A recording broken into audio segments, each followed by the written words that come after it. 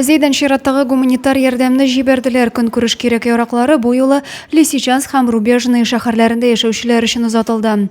Хәзер Рубежный шәһәре дә Татарстан шефлыгына алынды.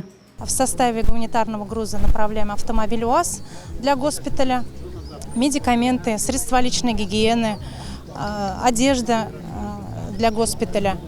В город Рубежный мы отправляем сахарный песок, муку, макаронные изделия, пиломатериал для хозпотребностей также.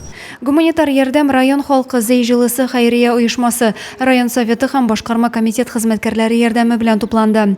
Зәйлеләрнең бердәм булуын, аны җыю эшендә активлык күрсәтүчеләрне район башлыгы да билгеләп үтте. Җыган безнең менә шушы ярдәм һәрбер кешегә барып җитәрлек булсын. Хәерле юллар телик, исән-имин әйләнеп кайтсыннар.